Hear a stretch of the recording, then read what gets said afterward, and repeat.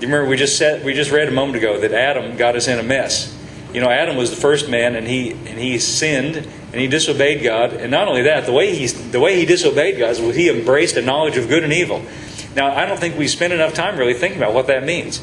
Adam, when it says he ate from the tree of the knowledge of good and evil and was separated from God, it means he embraced an independent, moral, self-contained moral knowledge. And that was the temptation. He became a moral agent on his own apart from God, knowing good and evil. But you know, it cuts both ways. You not only know good, but you know what he did? The very first thing when Adam, it didn't help him. It was not a blessing to him. Adam was living in a state of grace until he embraced that independent knowledge of good and evil. And the very next thing that happened, if we read about it, is God came down to walk with him.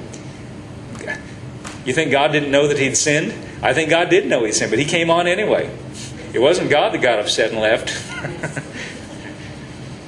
Sometimes people think that God, got mad. I can't believe you sinned. That's it for you. Because they think that's what God does with us, and he doesn't. But he didn't do that with Adam either. And he came down, it says, in the cool of the day to walk with him. God came to walk with him even though he had sinned. But Adam hid himself from God. Why? Because he had gained an independent moral knowledge, and it told him something about himself. It told him he was not as great as he thought he was. He was naked. God said, "Where are you, Adam?" And by the way, he didn't know where he was. It wasn't that he didn't know. He was looking for a response from Adam. He said, "Where are you, Adam?" And Adam said, "I hid myself because I was naked and I was ashamed." And God said, "Who told you were naked?" God knew he was naked. He was willing to walk with him in it. It was Adam who didn't know until he received that knowledge of good and evil. And that nature of separation from God, that nature of self-awareness of our own faults and failings and nakedness and our own insufficiencies, let's say it that way, that knowledge, that nature is what Adam passed on to the whole human race. And that is a nature that the human race is in that needs to be remedied.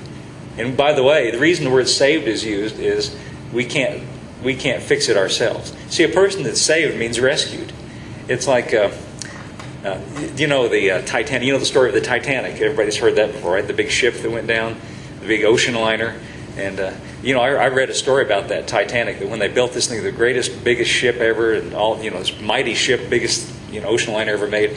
I read a story that said the man who built that was so proud of what he had done. He said, God himself could not sink this ship. That was not a good thing to say. You don't want to challenge God that way, But anyway, the Titanic, of course, if you've seen the movie or heard about it, it hit an iceberg and it went down real quick, and many people were lost in that. And in fact, that's what the reports began to come back, and when people back in the United States whose loved ones were on the ship began to gather and look in the windows of the shops where I paste the newspaper accounts, they would all read these accounts, and they listed the names of everyone who was on board. They listed the names under two headings: saved and lost. And that really was the only thing that made any difference. That was the only thing that mattered in those people's lives at that point: saved and lost. And those who were saved were the ones who were rescued, you see. And so that's what this is meaning when he says, by grace you're rescued. We're in need, and we have been in need as human beings. We need to be rescued from that condition, because we can't get out of it on our own. We can't remedy it on our own. And every time I talk about being rescued, it reminds me of a lifeguard at the beach. And what the lifeguard is there for, usually he's just sitting up there getting a suntan. You ever see the lifeguards at the pool? Those pretty girls, and sometimes guys, usually it's girls when I go, but they're up there just getting a suntan, and they don't really do anything until someone is in need of help.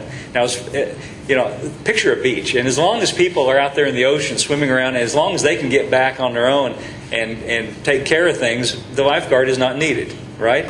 The only time the lifeguard is needed is when someone is drowning and can't help themselves, right? That's when the lifeguard is needed. When the person can't get in and can't make it back, and they're out there going down for the last time, the lifeguard is then needed. But what does the lifeguard do? What is the lifeguard's job?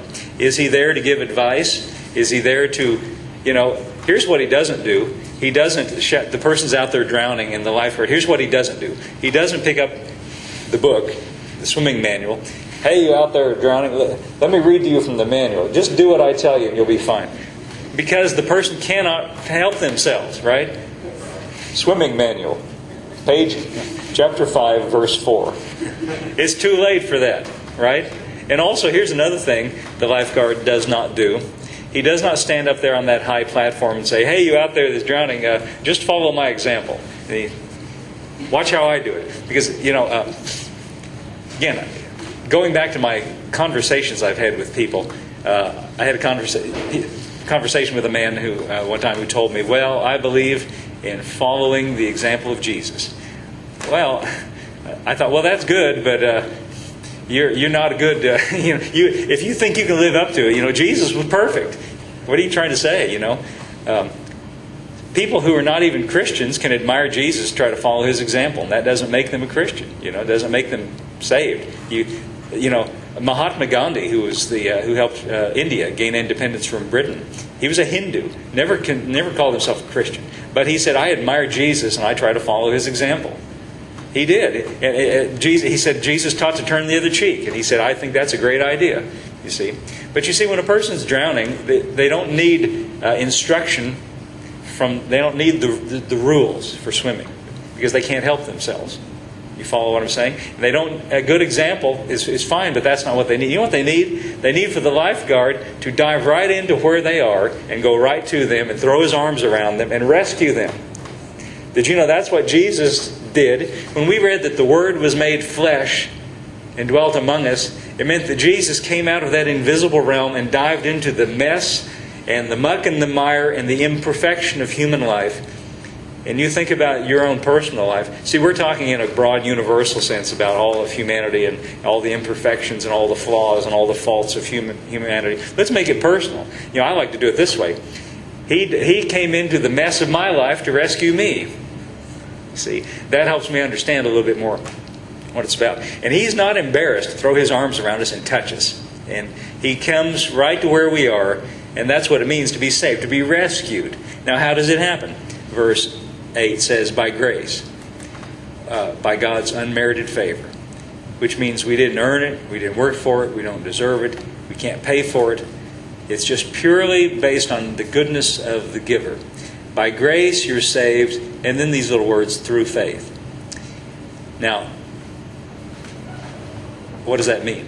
Well, the grace is what God brings to it, but faith is our response to it. Grace is what God brings, but faith is the way we respond. Now, sometimes, we read in John's Gospel, chapter 1, sometimes people do not receive the message of Jesus. Sometimes they're indifferent. Sometimes they outright reject it. Sometimes they don't want to be bothered. Sometimes they say, I'll think about it. But when you respond positively to Jesus, and as we read in John's Gospel, to as many as received Him, to them that believed on His name, that's what faith is. Faith is the positive human response. Both things are necessary. It's like I said, when the UPS man brings a package to your porch, let's just say, and my sister does this, by the way, on birthdays, she will get on the internet and order something and send it to us. That way she doesn't have to go to the store and wrap it up. She just, that's okay, I don't mind that. But it's grace, you see, it's her gift. And it comes by grace, and it comes to the door. So far, it's all been by grace. But if I don't act on it, if I don't go out and get it, if I don't receive it, then I don't have it. Does that make sense? So both things are necessary. Let's go back to the Titanic again. Let's go back to the ship that went down. If you've fallen off the ship and you're out there floundering in the water, listen. If you're out there in the middle of the ocean, you're in a bad way. Yeah, and there's not much hope for you. You can tread water for a little while, and you've got a little bit of strength, but you're not going to make it. That's kind of the issue of human life. You can work and work and work till your strength is gone, but you need some rescuing. You see, we all need rescuing. Okay, so the rescue ship comes along. You're out there treading water, and they throw the life preserver to you, and it splashes in the water about 3 feet away from you. That's grace. They have thrown it to you, and it's in the water, and you're treading water looking at it there. And you say, I love the look of that life preserver. Treading water. I love the life preserver. I love to hear about the life preserver, don't you? To the guy next to you. Yes, I do too. Grandma used to tell me about the life preserver. Used to sing me songs about the life. I love the life preserver. See, all of that, you're still going down. You got to reach out and grab it. You got to take it. You see, that's what faith is. Faith is when we say, yes, Jesus, I believe in you. He's come as a Savior, not just for somebody else, but for me. By grace you're saved through faith. That's what faith is. Not of yourselves. It's the gift of God. Not of works, lest any man should boast. Boy, there's so many things I'd like to say about all these things.